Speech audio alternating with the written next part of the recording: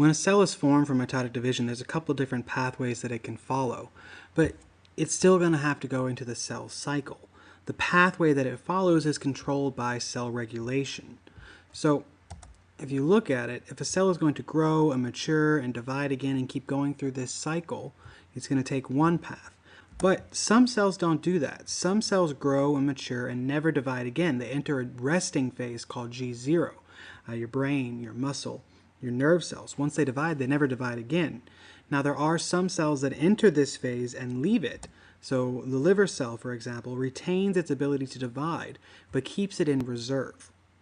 So keep in mind that this cell regulation process is controlled by signals from either your body or inside the cell itself, and even within just the one pathway, even different types of cells will divide at different frequencies. A skin cell is going to divide very, very frequently, but say a blood cell is going to divide less frequently. That resting stage, or gap 0, is going to quit dividing. It's a non-dividing, differentiated step, so it's not like a stem cell or anything like that. It could be temporary or not. Like we said, liver cells can be called back into the cell cycle. It's why your liver can regenerate, but your nerve cells, once you've lost a nerve cell, you've lost it forever, because they are highly specialized and they never divide again.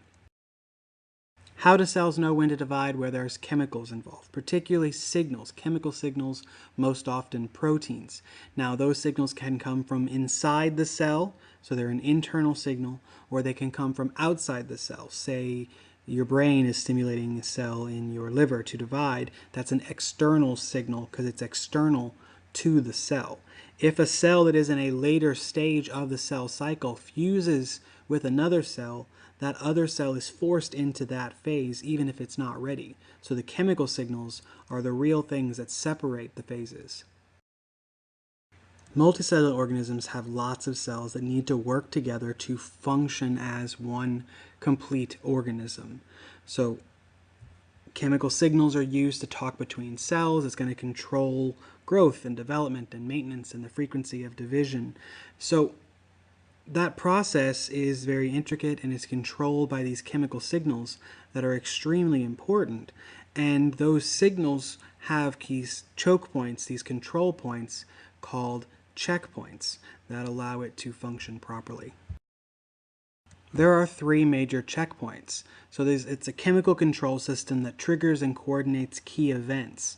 The checkpoint is that critical control point where stop and go signals can regulate the cycle. The cell division mechanism in most animal cells is in the off position when there is no stimulus present, and so specific stimuli are needed to start each one. The G1 checkpoint is checking that DNA synthesis is ready to go. G2 is checking, did that DNA copy correctly, and can I go into mitosis? Whereas the M phase is checking if the sister chromatids are able to separate so that I can go into anaphase. Here the checkpoints are shown in a little more detail.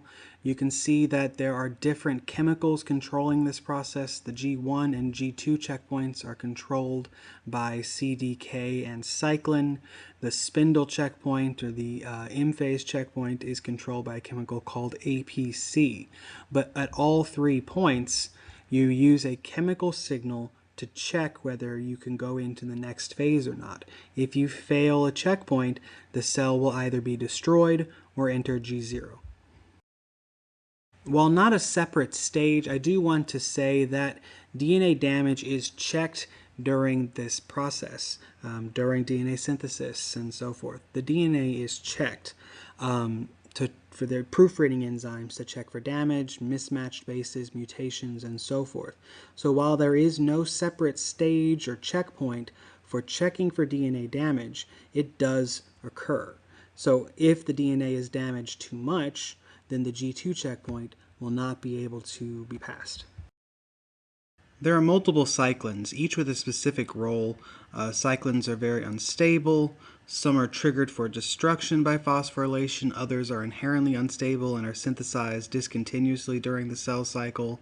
But oscillations in the activity of CDKs dictate orderly progression through the cell division cycle. In the simplest case of something like yeast, A progressive rise in the activity of a single cyclin CDK complex can initiate DNA synthesis and then mitosis, and the subsequent fall in CDK activity resets the system for the next cycle. So MPF, or the maturation promoting factor, sometimes it's the mitosis promoting factor or the M phase promoting factor, is the cyclin CDK complex that controls the G2 checkpoint. So we see MPF, don't get confused, it's just another name for a specific cyclin CDK complex. So if you look at the graph of activity, every time MPF peaks is during the M phase. It's where the separation is occurring. But it's triggered by the end of G2, which makes sense as it's the G2 checkpoint. And in the bottom picture, you can see that CDK plus cyclin equals MPF. Once you've passed that checkpoint, it is degraded, and then you have to build new cyclin. But the CDK stays constantly active. Now, these genes are extremely important to regulation, and so they are very highly conserved, which means the gene in, say, a yeast or a frog is the same as the gene in a human. The internal signals are called promoting factors, and they are the CDK, the cyclin, the APC that we saw in that diagram a moment ago. So cyclin is a regulatory protein that regulates CDK, and CDK is a kinase. And if you remember from before, a kinase is any enzyme capable of phosphorylation. So the CDK can be compared with an engine, and the cyclin with the gearbox, controlling whether the engine will run in the idling state or drive the cell forward in the cell cycle. Without that energy, cells are not able to continue the cycle, and they don't pass the checkpoint. APC is a little bit different. It's still made of chemicals that do phosphorylation and so forth.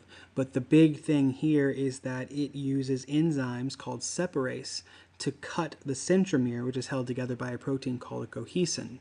So that allows anaphase to occur by cutting the centromere.